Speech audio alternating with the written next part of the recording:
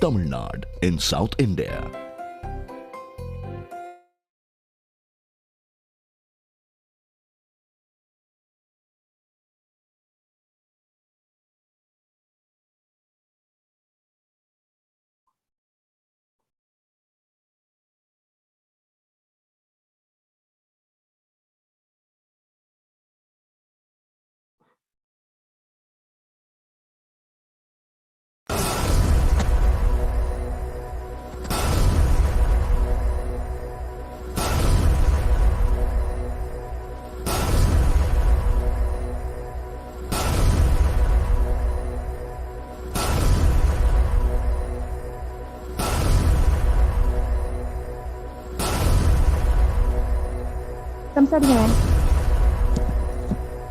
Hello?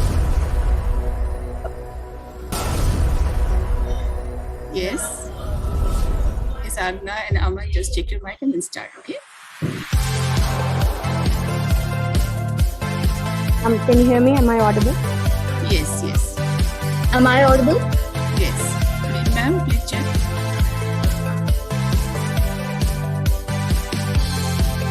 Ma'am, please check your microphone. Am I audible, ma'am? Yes, yes, ma'am. Thank you, ma'am. Thank you, ma'am. The biggest adventure you can take is to live the life of your dreams. Oprah Winfrey. We live in a highly competitive era where all our career choices and our efforts determine the quality of our life in the future. The competition is increasing every day and has even engulfed the courses that were once called non-conventional. With this, the importance of proper career guidance counseling cannot be overlooked. Today's students are expected to be clear about their dreams and the career path leading towards it. This creates a lot of pressure among students and their parents who find themselves in a dilemma while choosing the right career. Professional Career Guidance Service has come as a rescue for the students and parents. A good career guidance professional not only directs you towards your dream, but also gives you the support in all the steps involved in it. With the number of colleges and prospective courses available, it is important that a student gets college and career guidance to find a better career. Good morning, everyone. Welcome to Avenir 2021, a global virtual career guidance program launched by Indian School Al-Wadi Al-Kabir under the aegis of the Board of Directors of Indian Schools in Oman. On behalf of Indian School Al-Wadi Al-Kabir, your host for today's program, myself Aman And Agna of Class 9, take the proud privilege of expressing our profound gratitude to His Majesty Sultan Haitham bin Tariq Al Said for the noble benevolence showered on the Indian community in the Sultanate of Oman. We, the Indian expatriates, are fortunate indeed to enjoy a world-class quality of life in a country that is modern, peaceful, and full of natural beauty. May the Almighty shower His choicest blessings on His Majesty and may this nation experience peace and everlasting prosperity. It gives me immense pleasure to wholeheartedly welcome dignitaries from the Ministry of Education, Dr. Shivakumar Manikam, Honorable Chairman, Board of Directors, Indian Schools in Sultanate of Oman, members of various boards of directors, CBSE officials, distinguished members of the MOE Oman, officials of the Embassy of India, Sultanate of Oman, Mr. Alkesh Joshi, Honorary President of the School Management Committee, Indian School Al-Wadi Al-Kabir, presidents and members of the school management committees of all the Indian schools in Oman and from other schools and boards across the globe, principals, vice principals, heads of various departments, coordinators, teachers, parents, staff, and students of all the participating schools. Welcome all. We cordially welcome distinguished members of the business community, members of the education cell. A very warm welcome to all present here virtually with us for this session on day 3 of Avenir 2021, which is set to be a 9-day global career guidance program. Day 3 is associated with mathematical logical intelligence, the skill of problem solving and performing experiments will provide ample career opportunities in fields like accounting, engineering, and research work. This year, Indian School Al Wadi Al Kabir is the proud torchbearer of this mega event under the aegis of the Board of Directors, Indian Schools in the Sultanate of Oman.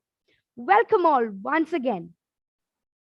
Programs like Avenir 2021 play an important role in guiding and shaping the future of the youth. It promises to bring the global student community under one canopy, where students receive coverage not only from the local Indian schools in the Sultanate of Oman, but also from the other school boards such as CBSE, ICSE, IGCSE, and IB, spanning across the MENA region and countries across Southeast Asia. Thank you one and all for your gracious presence here this morning. It is with sheer joy and great pride that I take the opportunity of introducing our guest speaker today. Mr. Abhishek Roy is the Vice President with HSBC Wealth and Personal Banking Singapore. He currently leads the Wealth and Insurance Analytics vertical for the bank. His work focuses on developing and scaling state-of-the-art artificial intelligence and machine learning-driven data products and solutions to help grow the bank's wealth management business. Mr. Abhishek Roy is an alumnus of ISWK class of 2007. He completed his BTech in Mechanical Engineering from National Institute of Technology, Karnataka, Surathkal, and Masters in Business Analytics from National University of Singapore. He has around 9 years of experience in data analytics across markets in India, China, Australia, Indonesia, and Singapore. With great delight, I take the privilege of inviting Mr. Abhishek Roy to address the gathering on data science and machine learning AI, causing a radical change. But before that, let us view a welcome video of the guest speaker.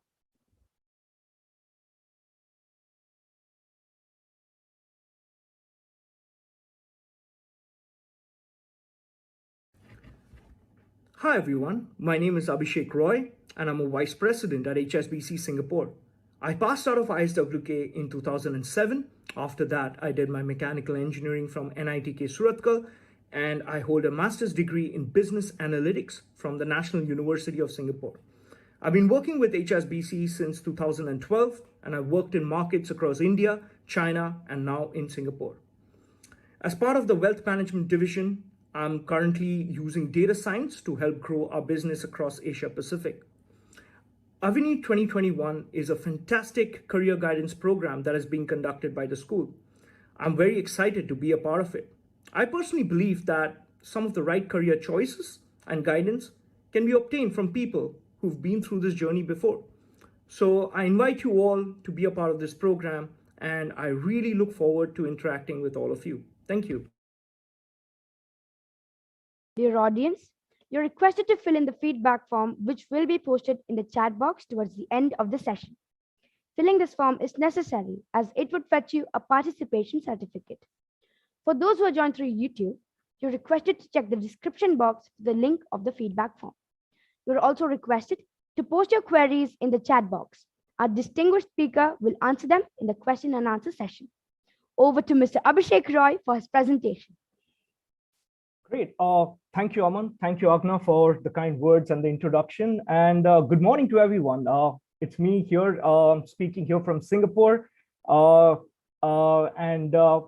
would like to say thank you for attending this session. And today we're going to primarily talk about data science and how it's going to help build the future. But before we start, I would like to thank Avenir 2021, respected principal, board of directors, teachers, and other dignitaries. Thank you for giving me an opportunity to come here and share with the students about the future of this field and my journey throughout the data science field. So I'm going to start by sharing a presentation. So I'm going to share my screen. And what we're going to do is we're going to try and keep this session as interactive as possible. So just let me know if you can see my screen. Yes, sir. Yes, sir. Okay, perfect. So as we go through the presentation, please feel free to ask me questions in the chat box. And yeah, do raise your hand if there is something that you want to ask. And of course, at the end of the 25 minutes of my presentation, we'll have a Q&A session. So we have a lot to cover. So I'm going to keep my timer on so that we don't really run out of time and we can cover all the sections. Right. So as an introduction, I'm a vice president at data analytics in HSBC Personal Banking Singapore. I'll come to about what I exactly do at work in the next couple of slides, but let's walk through my educational background. So I'm a proud ISWK. I'm an alumni from class of 2007. And I would just like to take this opportunity to thank the principal and all the teachers, right? Some of the teachers who've taught me are in this call today, Jennifer ma'am, Mr. Jagdish Patil, and all these teachers in the past, 15 years back, they really helped me. They groomed me, taught me the basics of programming, sciences, communication skills. And my advice would be to actually cherish these moments in school, because some of the learnings that you have, the basis of it is started or is formed at school. So a big thanks to ISWK. After graduating from ISWK in 2007, I was in the science stream. After that, I went on to do my mechanical engineering from NITK Surathkal. And that was a fantastic opportunity to move from the Middle East and go to NITK in one of the most premier institutes in the country. And my college life was fantastic, apart from the academia and the learnings that came with it, but the entire experience of being independent and forming friends who are some of my closest friends for the lifetime, all the college memories. So NIT Surathkal is actually situated. It has its own private beach, so it's a beautiful campus and a fantastic institute. So after graduating from NIT Surathkal, I worked for about 5 years in India, in China. And after that, I realized that the data science field back in 2015 was actually growing. It was still in its initial days, and AI, ML were buzzwords all around. And today it actually defines the world that is going to grow in the next couple of years. So that's when I went to Singapore and I did my master's in business analytics from the National University of Singapore. It's again one of the most premier institutes in the world, and I'm a proud alumni of NUS. Next, I would like to talk about all the countries that I've lived and worked in, and I feel this is important. It's important, why? Because the more you travel or the more different countries you work in, you get to meet people from different cultures, different backgrounds, and there's lots you can learn from them. You can learn from their perspectives. Like, for example, me as an Indian, the way I approach a problem is completely different from the perspective where my colleagues are, in China or Australia, the way they are addressing the problem. So some of the most creative solutions and innovation is actually built in diverse communities. So that's why, my one advice would be, wherever you are, wherever you are doing your schooling today, whether it's Muscat or India, try doing your undergraduate, if possible, in another country to push yourself out of your comfort zone. And trust me, you will learn a lot from it. So yeah, I've lived in Oman for 9 years, graduated from ISWK in 2007. That's around 14 years back. So it kind of gives you an idea of my age. Yes, I am a bit old. And then I went to India, worked in India for 3-4 years. And then I got a very exciting opportunity with HSBC to move to China. And back then in 2014, when I got this opportunity, my boss came to me and said that we are expanding our business. Would you want to move there? And I immediately grabbed it. And it was probably one of the best decisions that I did I took in my career life, because there's a lot I learned from it about the work culture and the way of life there. I traveled extensively, so on and so forth. Then I was in Singapore. I worked in consulting for a while. And then for 8 months, I was posted in Indonesia, in Jakarta. Again, fantastic experience. I was working for an agricultural firm there. I'll talk a little more about it later on. And for the past 5 years now, I'm pretty much based in Singapore, and it's my home. Going to the next slide, I'll talk about my career journey and what are some of the decisions that I took. So I'll start from right at the bottom, 2011, right? Firstly, I joined mechanical engineering because I had an interest in sciences, right? I had an interest with how things work. Physics was one of my favorite subjects. And yeah, mathematics, physics, all this put together, I thought, mechanical engineering at that point in time was the field that I wanted to study. So that's when I went, did my engineering. And after that, I realized across 4 years that my core strengths lies in communication, in building stories, data-driven stories. And I had a knack for solving business problems, whether it's case studies, etc. And I always had an interest in the field of mathematics and probability statistics. So I thought, what is a field that kind of combines all these skill sets? And the data science field was very new in 2011. And India, at that point in time, there were some small companies coming up. And then one of those small companies was Mu Sigma. It was still a startup back then. Today, if you Google Mu Sigma, it's one of the largest decision sciences firm in the world. So that's where I started my analytics journey. And it basically trained me to become a data science professional that I am today. I worked with a client there for an American retail firm. It was like an internal consulting role. And after that, I moved to HSBC. At HSBC, my role is that of an internal consultant. Again, using data to solve business problems and help the management take strategic business decisions. And I worked across an array of financial products, right? Credit cards, deposits, you name it, wealth management, mortgages, etc. And over the years, I joined HSBC as an associate, like right at a junior level in 2012. And then when I left HSBC in China, I was a manager. Now in China, very interesting. As I said, why it's important to have an international career, because you actually learn and get influenced by the peer group and people that you meet. Back then, Alibaba, all these companies were upcoming, and I met a lot of data scientists there about how they were building the future of e-commerce, right? Today, all of us shop on Amazon, Flipkart, etc. But Alibaba was doing this back in the early 2013s and 2014, and we'll talk about that in a couple of slides down. So that got me really interested that at this stage, I do want to do a master's in the data science and business analytics field. But I also wanted to live in Asia and stay in Asia because that's where my work experience and my strengths were in. So I came to Singapore, graduated from NUS, and then I took up a consulting stint at Ernst & Young. Ernst & Young is a consulting company primarily, but my focus was on data and analytics.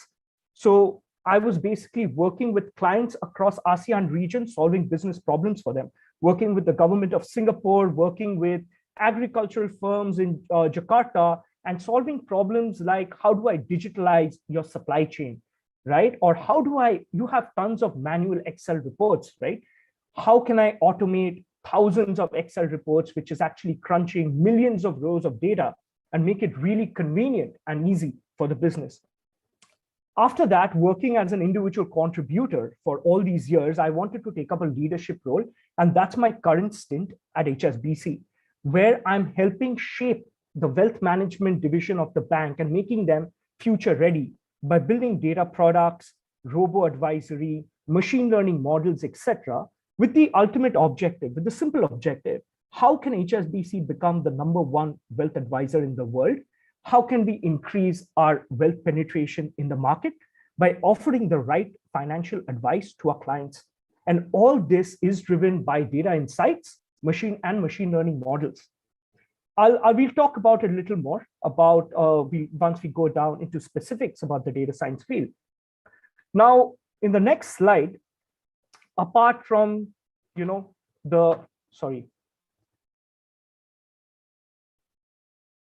there is some lag on my Zoom, apologies. Okay, apart from the geeky and nerdy side, there's also a fun side to me. What do I do outside of work? So I've been playing cricket for ISWK, for my house as well. I was part of the Red House team, but till date, this is my cricket team in Singapore, and we play weekend cricket. Each of us work for different firms. There are guys here working in Facebook, Google, there are bankers, everyone, and we've like formed a team. That's what we do on weekends. And apart from, playing cricket, one thing that I'm very passionate about is travel photography. And that's something that I built on for the last 10 years, especially after I left university. And I actually developed this skill sets in photography, and I've traveled to over 30, 35 countries. I've backpacked across Southeast Asia.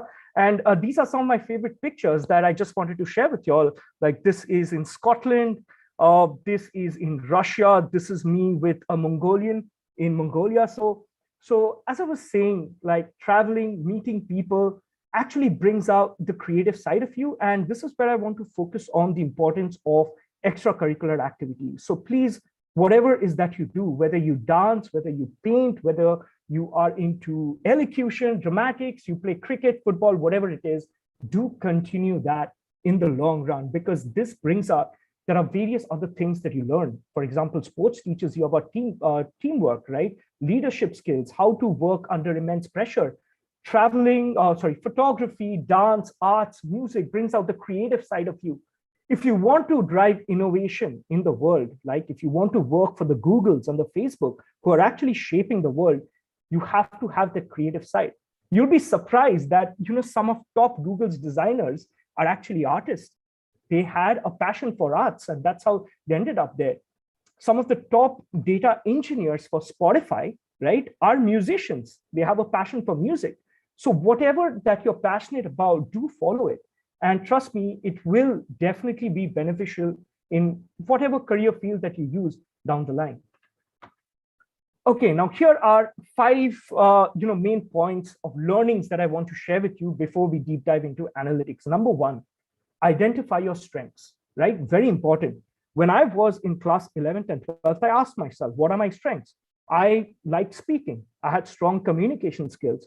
I was good in math, and I believed I had a decent and strong logical reasoning power. So those are my strengths. See, each and every one of us here, right? All of us have strengths. You just have to identify what is it.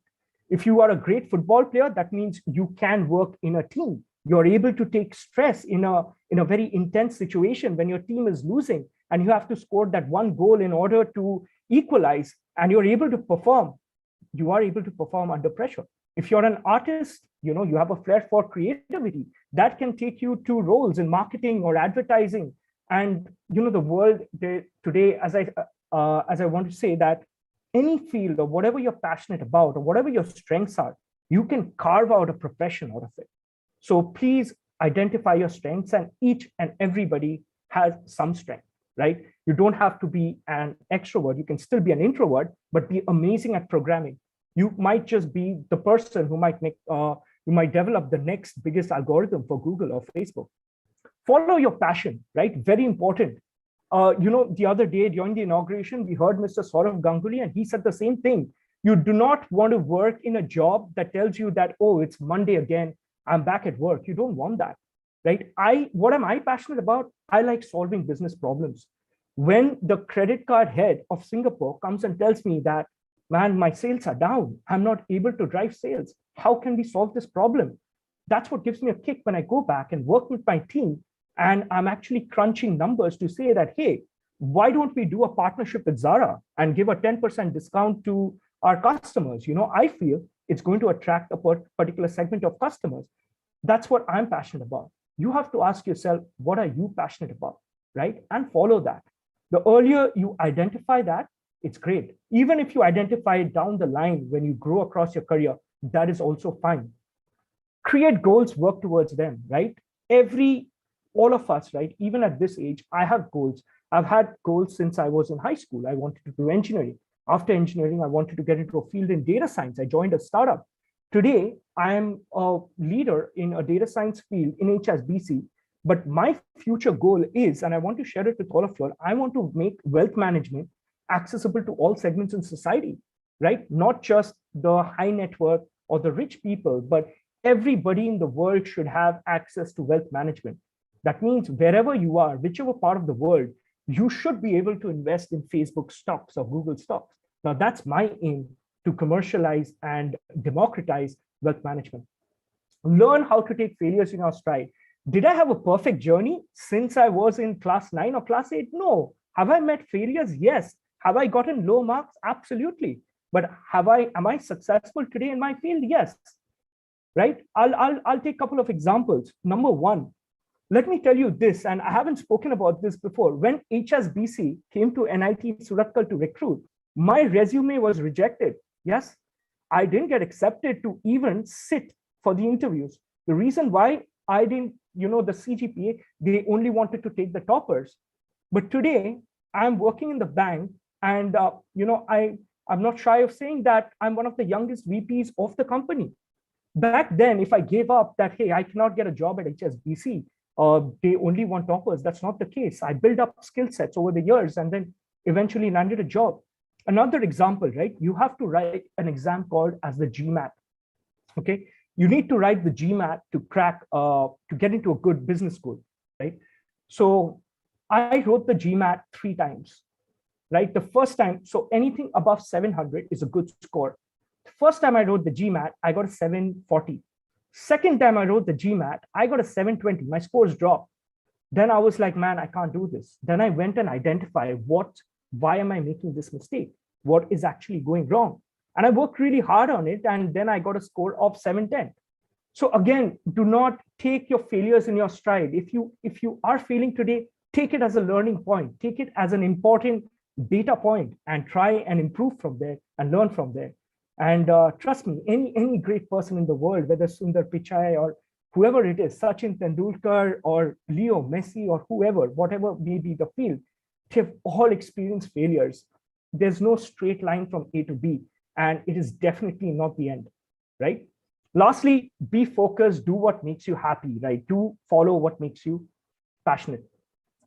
Okay, we are already 16 minutes down and I'm going to hurry up on the slide. So now let's talk about data and analytics.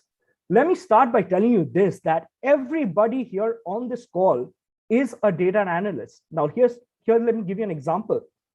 Every day, I'm sure everyone watches Netflix. What do? You decide which movie you're going to watch or which movie you're going to go with your family to watch in the cinema hall. What do? You go read through reviews, you look at the IMDb or Rotten Tomatoes rating, and then you decide, hey, I want to go watch this new Marvel movie or whatever it is. You are actually, what you are doing is you're crunching data in your mind, right? When you and your family decide that, hey, it's Friday, we need to go out and eat. What do you decide that you want to eat? Like you say, okay, I want to eat Italian. There are possibly hundreds of Italian restaurants in your country or your city, wherever you're based. How do you choose? You go through Yelp or whatever food app that you have, and you take a decision that, okay, I'm going to go visit this particular restaurant based on reviews. Now, what you're doing is data analysis. Now, take it one level higher. A data scientist in Netflix is doing it for 500 million customers in the world, but they're solving the same problem. That data scientist is actually helping Netflix or the customer decide what movie they should watch next. Now, that's exactly what is data analysis, right? If you watch Netflix, there's a section that says that, hey, you watched Modern Family or you watched Friends. This is the next show that we recommend to you. That's what it is. Now, let's look at data over time. We've come a long way from mainframes in the early 1980s to telefax, ATMs, PCs, smartphones. Now, today, we are in cloud computing. What is cloud computing? All the data in the world today is being stored on the cloud. Then you have IoT sensors, you have virtual reality, etc. We have progressed across time, right? And the amount of data that we are collecting today is unbelievable. And I'm going to quantify that. Now, let's also look at this diagram, right? I am not sure if students here actually recognize this, but this is actually a floppy disk, right? Back in the 1990s, 1990s and early 2000s, this was popular. Then came CD-ROMs, then came USB drives and hard disk. And today, what is this? This is cloud, right?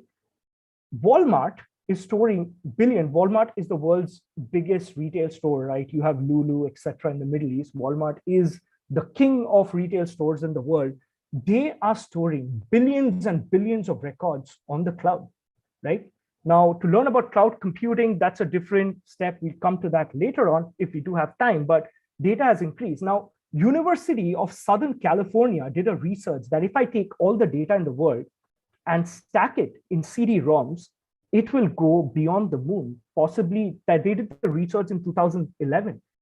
In 2021, possibly it will reach Mercury. That's the amount of data that's there in the world. Someone needs to analyze this data. Let's look at this graph, right? every minute of the day, apology, I'm looking on my right to my monitor. Every minute of the day, WhatsApp users share 41 million messages every minute. Netflix users stream close to 400,000 hours of video, right?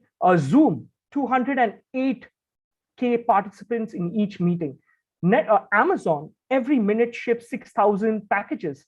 Instagram, business profile ads, there are 138 clicks per minute. So can you imagine the amount of data that's there in the world? Right? So that's where, how can firms actually use this data and derive business knowledge from it? That's the key of data science and of business analytics. Now, I have a lot of photos here, and each of them has a data science use case associated with it.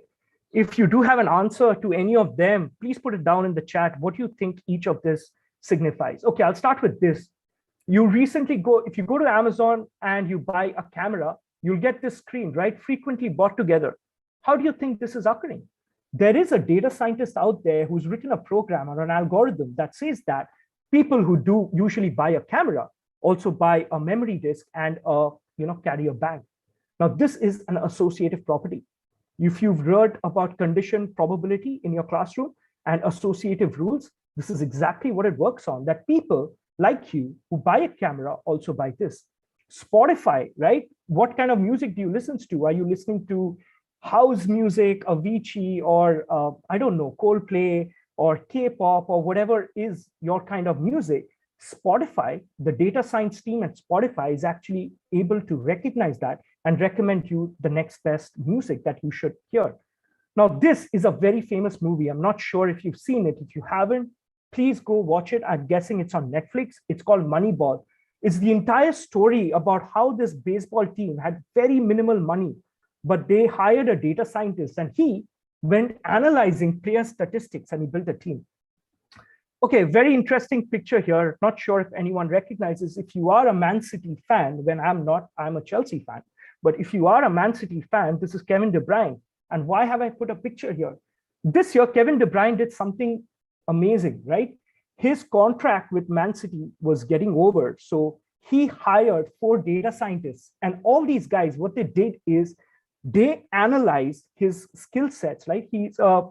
All his dribbles, number of passes, defense, etc. They put all these statistics together and built a story.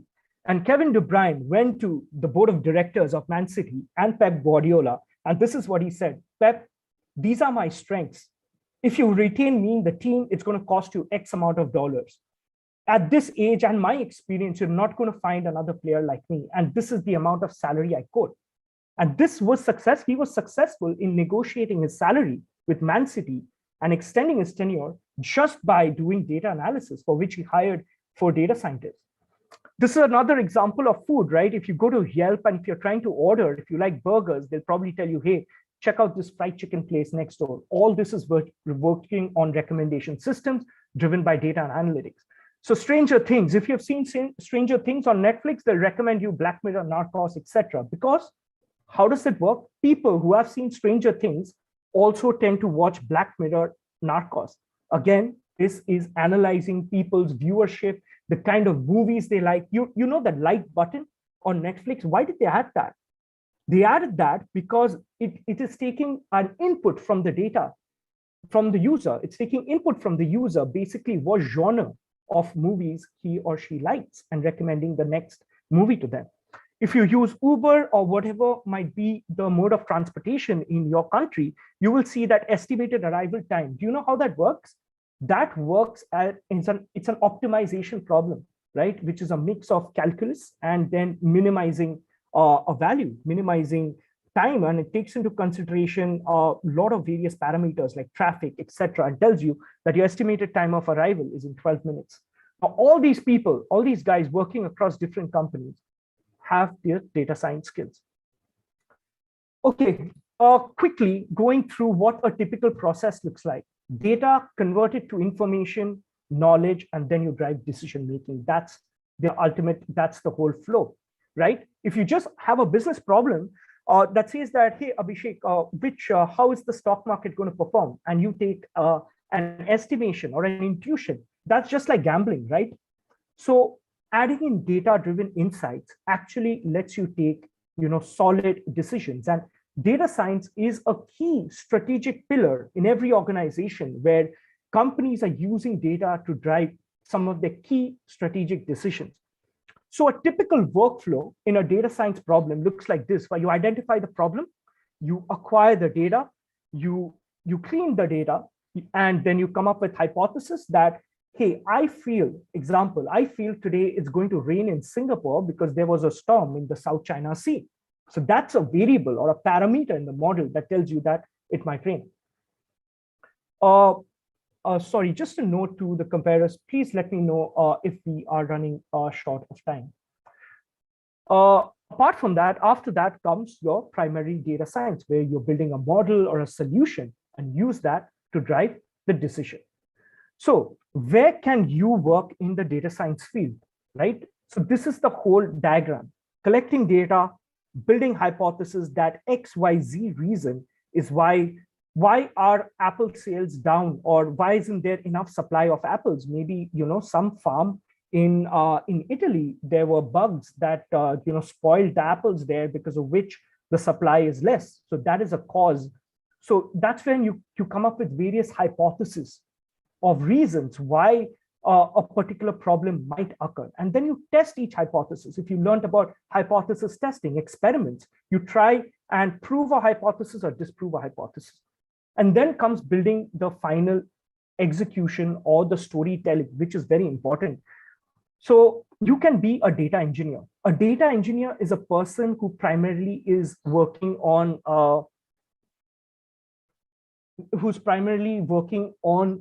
the cleaning up the data, building the data structures, collecting the data, right? So a lot of programming skill sets, etc.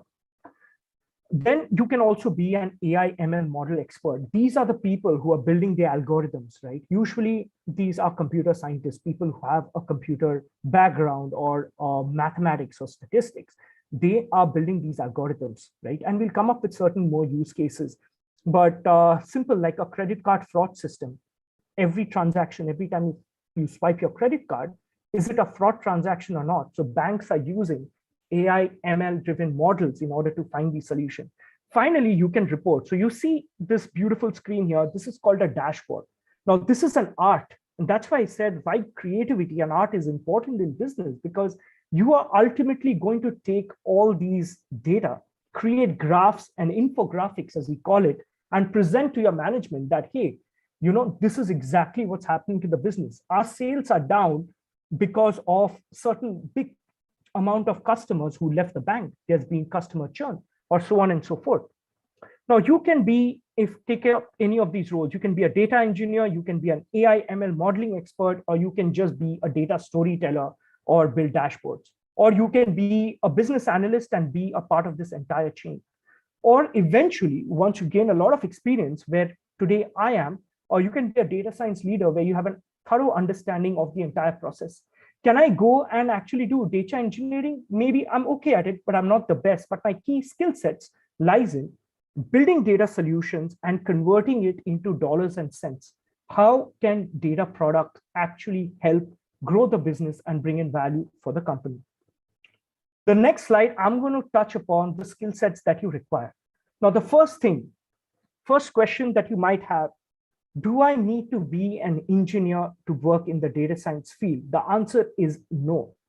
Surprisingly, there are only 2 engineers in my team out of a team of 30 people.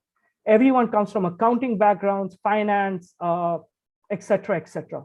So what are the skill sets that you require, right? And you don't need to be aligned to a specific field in order to acquire these skill sets.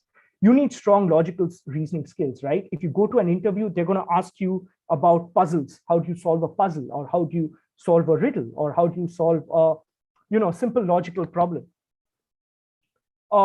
Next is mathematical skills. You need to have an understanding of basic math, some amount of functions, linear algebra, calculus, probability, to at least statistics. So some of these concepts you need to have an understanding of, but you can always learn, right?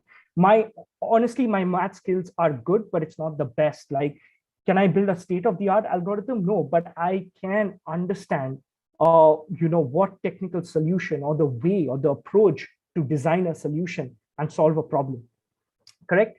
You require basic programming skills in SQL. I'm not sure if you're being taught SQL, but SQL is something that you should learn, and Python programming. So if you know C, C++, moving to Python shouldn't be that hard. And last, but the most important skill is communication, right? You build a solution, you have data. How do you translate that into stories and tell it to your audience? And that is very important. Now, again, if you are a person who just wants to program, you can just be here, right? You can be, I'll go back to you can be on this side of the value chain. If you just want to be a storyteller, you're an artist, you're a storyteller, you understand what insights data is saying, then you can be on this side of the value chain. Or you can be a generalist and be throughout this. So again, if you want to start today, you have your winter holidays coming up. If you want to start getting on it, I'll give you some sources. Go to Kaggle, go to Coursera, go to Udemy. There are tons of material out there. And if you have basic mathematical skill sets and basic idea of programming, you can pick it up. But let me tell one thing to everyone here, irrespective of whatever field you go to, technology is going to be important and programming will come into your field in some way or the other. So actually it's a request. I mean, do try learning a bit of programming in whatever capacity possible. And you have lots of resources today in order to do that. Okay. Next slide, I'm going to talk very quickly of what is artificial intelligence. Now, what is this? It's a very famous equation, and I'm sure you've all learned it in mathematics. Y is equal to mx plus c is an equation of a straight line. It's a linear relationship between, let's say, two variables, right? That's what it is. Let's talk about what is artificial intelligence. Artificial intelligence is a very complicated function that a computer is able to decipher. You put in lots of data points. For example, will it rain in Singapore today? I put in random data points, right? There's a tornado in the South China Sea. There is a rain happening in the Americas, etc., etc. There is global warming, or the pollution has increased by X amount, or various reasons. All these factors I put together in a black box, and the mathematical algorithm comes up with a function, which is not a linear function. It is a complicated function. It can be a log function or a sigmoid or a combination of both. So that's what artificial intelligence is. Artificial intelligence leverages computers and machines to mimic problem solving and decision capabilities of the human mind. The human mind is able to identify patterns. For example, if you see a dog and a cat, you're able to identify that, right? A computer that is able to replicate a human understanding of way the brain works, that's what it is. Sorry, there's the compare. Agna, you've raised your hand. Yes, sir. Sorry to interrupt, but we are falling short of time, and okay. We have a Q&A session as well. So sure. Okay, so artificial intelligence is going to disrupt all these industries, and yeah, you should all be aware of it. And the last slide, if you want to take a screenshot, I feel these are my predictions that what is going to disrupt or be the most important fields once you guys start working, like Tesla automated cars, blockchain, right? Cryptocurrency, NFTs, Industry 4.0, Internet of Things, your Apple Watch, that's an Internet of Things, FinTech, and Web 3.0. So these are jargons. I know we don't have much time to go into this, but do Google and see what all this is all about. Yeah, sorry, it's going to be a very short presentation. I probably require the whole day to talk about data science, but yeah, let's have some questions now. How do I, okay, I'll stop sharing my screen. So questions. Thank you, sir. That was an extraordinary and inspiring session by Mr. Abhishek Roy. Now, we would like to request our most honored speaker, Mr. Abhishek Roy, to kindly attend the question and answer session where the audience would like to clarify the doubts and concerns. Sir, may I now invite our moderator for the session, Ms. Lynn Fernandez, to share with you the questions raised by our audience. Sure. Good morning, sir. It was indeed an enriching and empowering session. For today, we have few questions raised by the audience. Can I go ahead, sir? Yes, please. Thank you. All right. So the first question is, what are the career opportunities in data science? Sorry, I didn't get that. What are the career opportunities in data science? Yes, sir. Okay, so you remember a slide that I showed, healthcare, IoT, etc. So you can actually use data science to solve problems across a variety of industries. Let's take healthcare, for example. How is data science being used in healthcare? So cancer research, right? That's a very hot field where data science is being used, where imagine, historically, whoever's had cancer and you collect data, and based on the structure and the way the cells are organized, you can actually predict today. You have the technology where you can use artificial intelligence. Let's say there's a tumor, you can actually look into that and predict that is it malignant or not. That's in healthcare, right? As I spoke about Netflix, you can be working in recommendation engines, or let's say you want to work at Google and Facebook. Google and Facebook are actually data company. And what they're trying to do is collect as much data for you and trying to target advertisements to you. For example, you log into Facebook and they are only showing you things that you're interested about. Let's say you're interested about the new ICC Cricket World Cup, or anything about cricket or sports, and they're only showing you ads to do with that. So you can work in Google or a Facebook in the data science team in order to build their analytics engines in order to generate more revenue. You can work in a bank like me, right? I am trying to increase credit card spend, or to identify customers who would need a personal loan, or someone who needs a mortgage.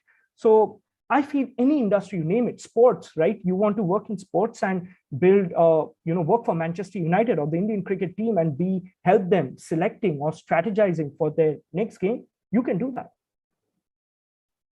Thank you, sir.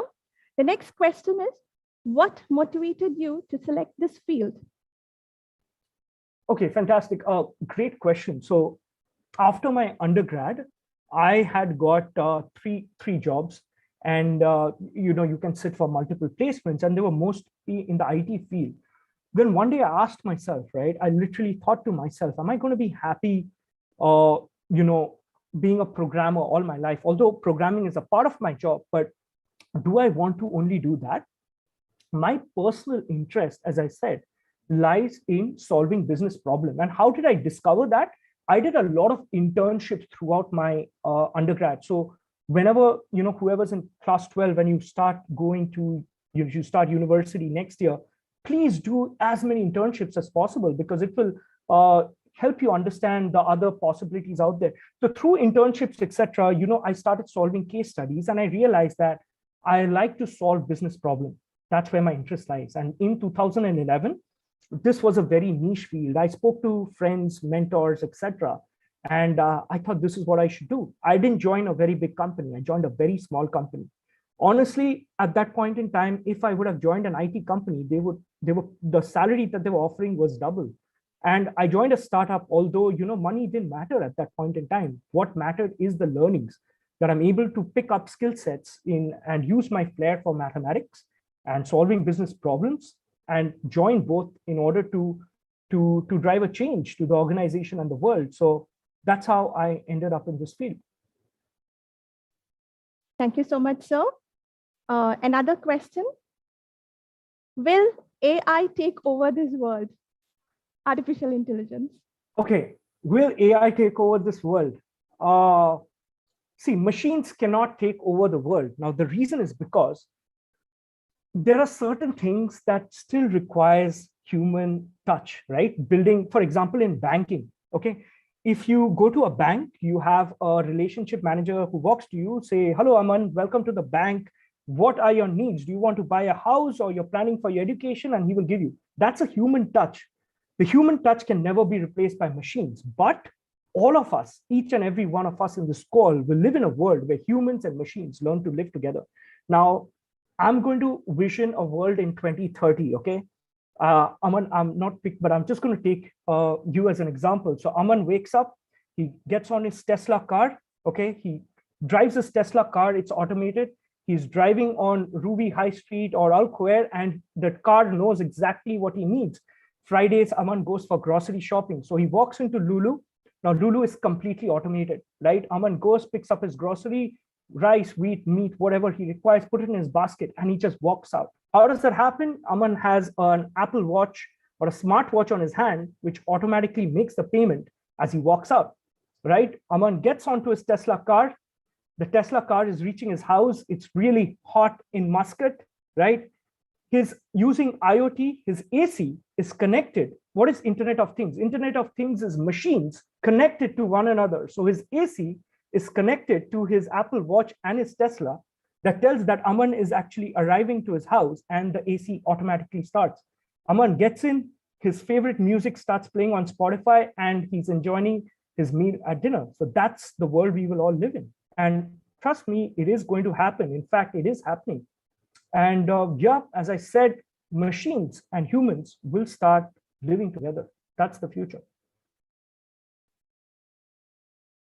Thank you so much, sir. You have responded to all the queries. Over to you, comparers. Thank you, ma'am. Thank you, sir, for all your support and guidance given to the audience by attending to their concerns so patiently during the course of the discussion. So Dear thank audience, you. Sorry. Yes, sir. Please continue. No, sorry. Just wanted to say, thank you for this opportunity again. To Sanjeet sir, to Jennifer ma'am, who's been in constant touch, and 14, 17 years back, these are the teachers who taught me, right? Sanjeet sir taught me mathematics. Jennifer ma'am taught me chemistry, and all this is important to shape the person you are today. So in case you have more questions, more doubts now, I hope that from today's session, you have learned something about data science. And I hope to see some future data scientists, business analysts, consultants, bankers right here in this call today. Feel free to reach out to me on LinkedIn, right? Go to LinkedIn and type my name, Abhishek Roy, HSBC, and you should find me. Connect with me on LinkedIn. In the future, if you ever require some guidance or you have questions, do drop me a line and I will get back to you. Thank you, sir. Dear audience, you're once again reminded to fill in the feedback form, which will be posted in the chat box. Filling this form is necessary as it would fetch you a participation certificate. For those who are joined through YouTube, you're requested to check the description box for the link of the feedback form. As we draw to an end of this enriching session, I deem it my great privilege to propose the vote of thanks.